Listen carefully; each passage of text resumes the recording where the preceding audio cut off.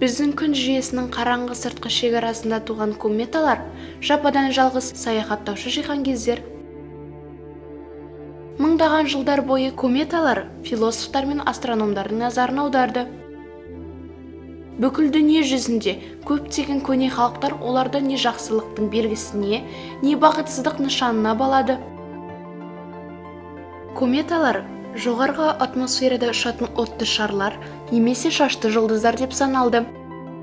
Комета сөзінің өзі грекше ұзын шашты дегенді білдіреді. Оларды жарық ұзын құйрықтарына бола құйрықты жұлдыз деп те атады.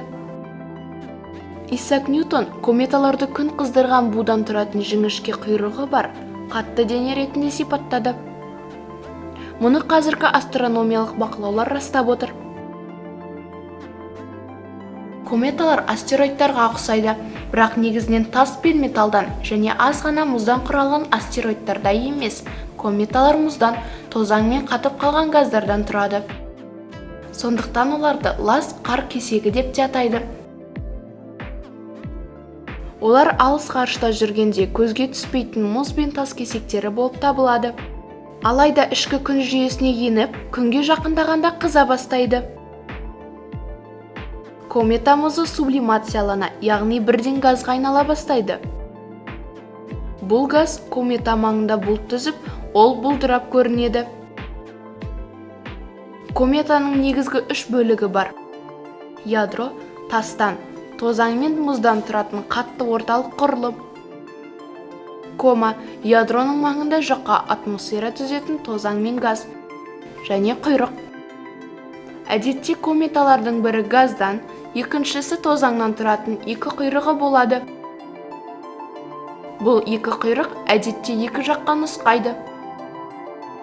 Газ құйрығын күн желі күнге қарама-қарсы бағытқа үрлейді. Комета қайда жүрсе де, бұл газ құйрығы күнге қарсы бағытты нұсқайды. Екінші құйрық кометаның өзі шығарған тозаңнан тұрады. Шаңды құйрық әдетте кометаның жолын көрсетеді. Комета құйрығының ұзындығы 10 миллион километрге дейін созылуы мүмкін. Комета орбитасы әдетте эллипс немесе овал пішінді болса, ұзақтығы бірнеше жылдан миллиондаған жылға жетуі мүмкін. Кометалар орбиталарының ұзақтығына байланысты жіктеледі. Мерзімді немесе қысқа мерзімді кометалар күнді 200 жылға жетпей айналып шығады. Орбиталары 200 мың жыл аралығындағылар ұзақ мерзімді кометалар деп. Және күнді 1000 жылдан астам уақытта бір айналатындар параболалық дерлік кометалар деп аталады. Гиперболалық кометалар күннің қасынан бір-ақ рет өтеді де, күн жүйесінен шығып кетеді. Күнге тым тақау баратын құйрықты жұлдыздарды күн маңында жайылатын кометалар дейді. Олардың кейбір ірілері аман қалып, күнге қайта оралады. Басқа кометалар күнге өте жақындағандықтан буланып немесе бөлшектеніп жойылып кетеді. Кометалар күн жүйесінің шет жағындағы екі жерден шығады деп есептеледі.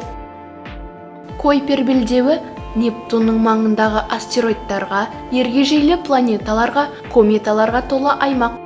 Оорт бұлты күннен бір жарық жылындағы күн жүйесінің түзілуінен қалған мұзды қалдықтар сферасы.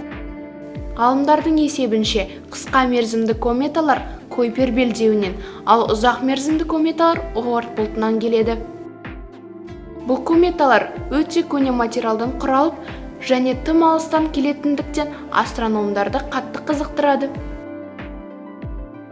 Бұрын кометаларды тек жердегі телескоптармен зерттесе, соңғы 30 жылда оларға жақын барып бақылауға ғарыштық аппараттар мен зондтар қолданыла бастады.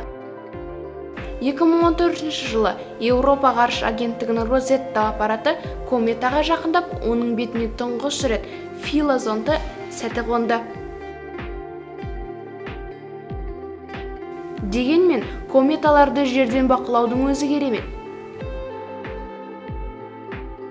Тарихтағы ең атақты комета Галлей кометасы шығар. Ол 1531, 1607 және 1682 жылдары көрінген үш жарық комета шын мәнінде қайта айналып келіп отырған бір ғана комета екенін түсініп, оның 1759 жылы тағы көрінетінін дәл болжаған Эдмонд Галлейдің құрметіне аталған.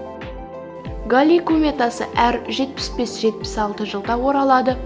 Ол соңғы рет 1986 жылы көрінді. Демек енді 2061 жылы қайта келеді.